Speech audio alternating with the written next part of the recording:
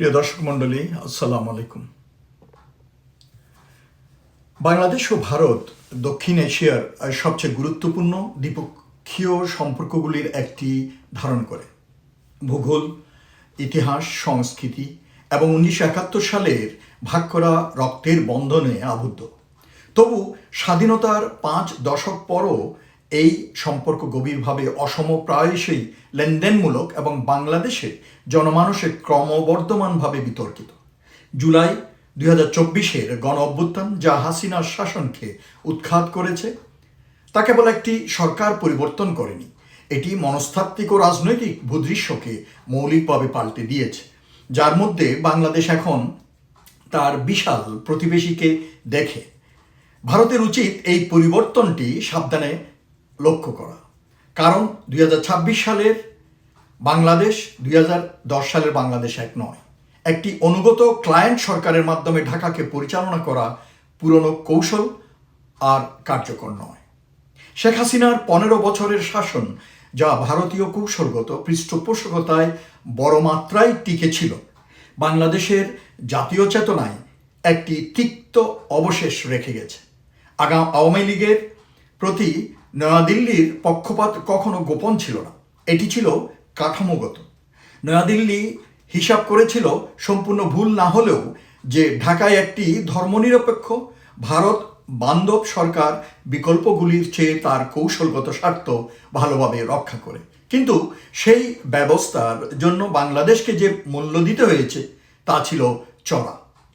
অভূতপূর্ব নির্বাচনী জালিয়াতি, জোরপূর্বক গুম, বিচার বহির্ভূত হত্যা, গণতান্ত্রিক প্রতিষ্ঠানগুলির পদ্ধতিগত ধ্বংস, রাজনৈতিক বিরোধীদের বিরুদ্ধে নিরাপত্তা সংস্থাগুলির অস্ত্রায়ন, এই সব কিছুর ভারতের সম্মতিতে এবং বহু বাংলাদেশের বিশ্বাস অনুযায়ী সক্রিয় উৎসাহে ঘটেছে। এখন জনগণ অবশেষে জুলাই ও আগস্ট 2024-এ শত শত তরুণের রক্তের বিনিময়ে সেই শাসনকে উৎখাত করে একটি রক্তাক্ত বিপ্লব ভারত দৃশ্যমান অস্বস্তি লক্ষ্য করা হয়েছে এবং ভোলা যায়নি। এরপর যা ঘটেছে তা হলো দ্বিপক্ষীয় পরিবেশের ক্রমাগত অবনতি, যা উল্লেখযোগ্যভাবে ভারতীয় কার্যকলাপ দ্বারা পরিচালিত, যা ইচ্ছাকৃত চাপ ছাড়া অন্য কিছু হিসাবে ব্যাখ্যা করা কঠিন। বিএসএফ কর্মীদের, বাংলাদেশের ব্যক্তিদের যাদের অবৈধ ভারতীয় অভিবাসী হিসাবে বর্ণনা করা হচ্ছে, ঠেলে দেওয়ার রিপোর্টগুলি প্রতিষ্ঠিত সীমান্ত ব্যবস্থাপনার একটি উস্কানিমূলক কর্মকাণ্ড। বিজেপি নেতাদের বিবৃতি, যার মধ্যে পশ্চিমবঙ্গে জুন 25-এর নির্বাচনে দলটির জয়ের পরে ক্ষমতায় আসা নেতারাও রয়েছেন, ঢাকার অন্তর্বর্তী সরকারের প্রতি প্রকাশ্যে শত্রুতাপূর্ণ, একটি সার্বভৌম রাষ্ট্রের আভ্যন্তরীণ বিষয়ে হস্তক্ষেপের সমতুল্য মন্তব্য করেছেন। সম্ভবত সবচেয়ে উদ্বেগজনকভাবে সীমান্তবর্তী নদীগুলিতে বিষধর সরীসৃপ ছেড়ে দেওয়ার পরিকল্পনার বিশ্বাসযোগ্য রিপোর্ট উঠে এসেছে। নিশ্চিত হলে একটি প্রতিবেশী জনগোষ্ঠীর বিরুদ্ধে পরিবেশগত আগ্রাসন হিসাবে গণ্য হবে। সীমান্তে বিএসএফ কর্তৃক বাংলাদেশি নাগরিকদের ক্রমাগত হত্যা একটি অনুশীলন, যা বর্তমান উত্তেজনার অনেক আগে থেকেই চলে আসছে কিন্তু অব্যাহত রয়েছে। সাধারণ বাংলাদেশিদের মধ্যে সবচেয়ে গভীরভাবে অনুভূত অভিযোগগুলির একটি হয়ে রয়েছে অপরপক্ষের নাগরিকদের হত্যার উপর নির্মিত কোনো সম্পর্ককে বন্ধুত্ব বলা যায় না। ভারতের আচরণ একটি গভীরতর কৌশলগত উদ্বেগ প্রতিফলিত করে। হাসিনা সরকারের পতন নয়াদিল্লি, যা ঢাকায় ভারতীয় প্রভাবের একটি নির্ভরযোগ্য নঙ্গর হিসাবে উপলব্ধি করেছিল, তা সরিয়ে দিয়েছে। অন্তর্বর্তীকালীন সরকারের নেতৃত্বে বর্তমানে যে ভারসাম্যপূর্ণ পররাষ্ট্র নীতি অনুসরণ করা হচ্ছে, চীনের সঙ্গে সম্পৃক্ততা, মুসলিম বিশ্বের সঙ্গে সম্পর্ক পুনঃনিশ্চিত করা এবং সমস্ত অংশীদারের সঙ্গে সম্পর্কের সার্বভৌম সমতার উপর জোর দেওয়া, নয়াদিল্লির দৃষ্টিকোণ থেকে এটি ভারত বিরোধী অবস্থানের দিকে প্রবাহের মতো দেখায়। বাস্তবে এটি কেবল একটি স্বাভাবিক সার্বভৌম রাষ্ট্রের আচরণ, যা প্রতিবেশীর পছন্দের কাছে তার জাতীয় স্বার্থ বিসর্জন দিতে অস্বীকার করে। এই পার্থক্যটি অত্যন্ত গুরুত্বপূর্ণ এবং ভারতের এটি করতে ব্যর্থতা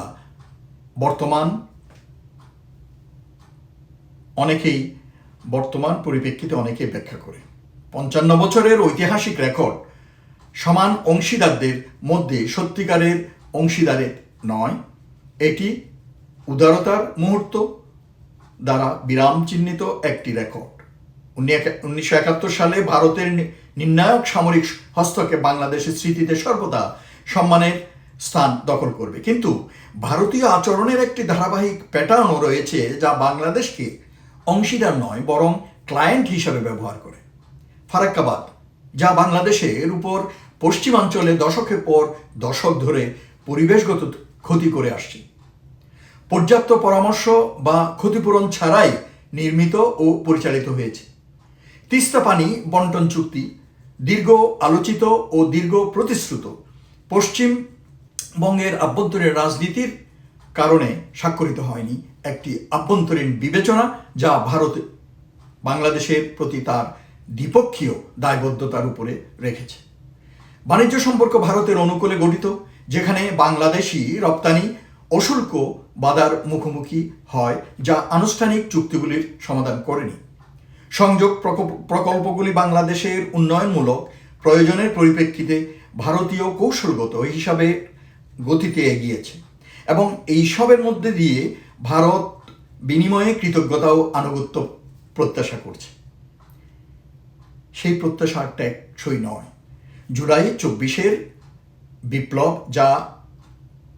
যে প্রজন্ম ঘটিয়েছে তারা মূলত ভারত বিরোধী মনোভাব দ্বারা অনুপ্রাণিত ছিল না। তারা মর্যাদা, ন্যায় বিচার এবং প্রকৃত গণতান্ত্রিক আত্মনিয়ন্ত্রণের দাবি দ্বারা অনুপ্রাণিত ছিল।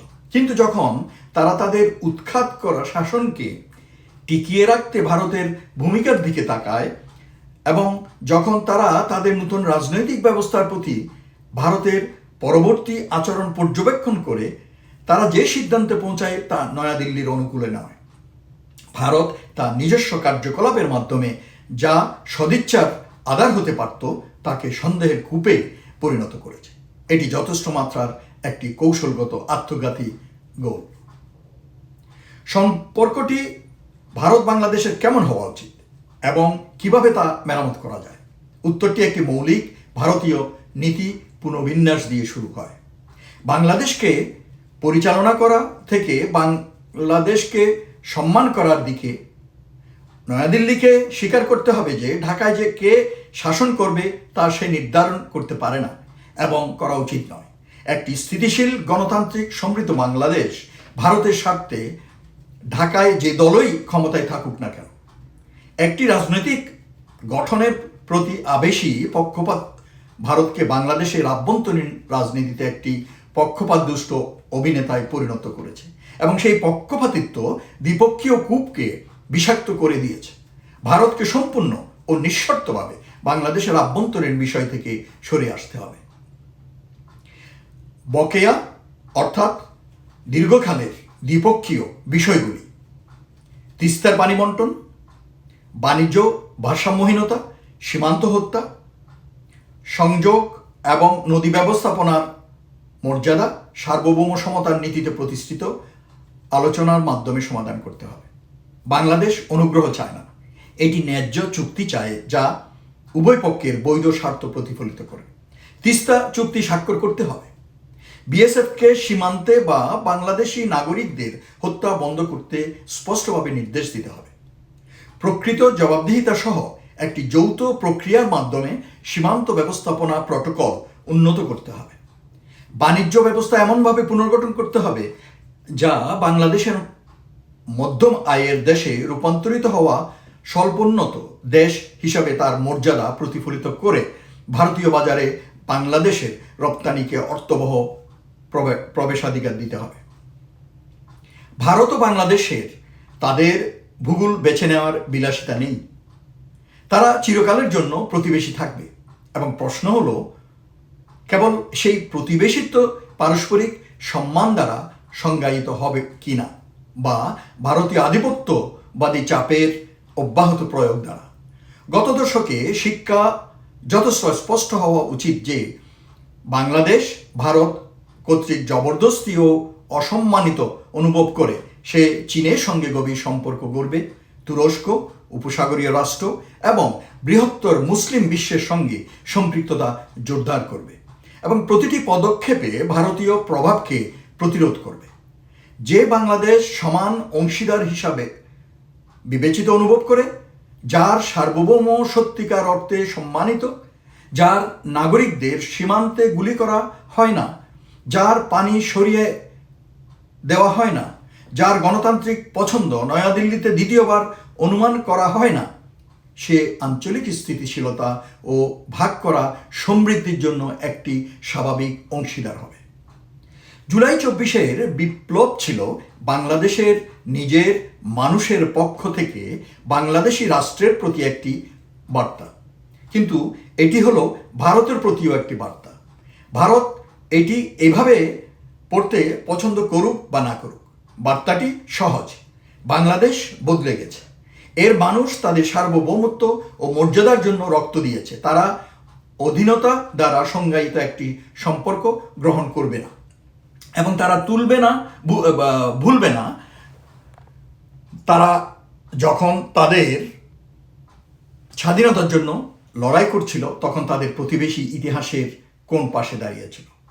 ভারতকে এখন সিদ্ধান্ত নিতে হবে যে সে এই নূতন বাংলাদেশের সত্যিকারের অংশীদার হতে চায় কিনা, নাকি চাপ ও হস্তক্ষেপের পথে চলতে থাকবে, যা কোনো দেশের দীর্ঘমেয়াদী স্বার্থ পূরণ করে না।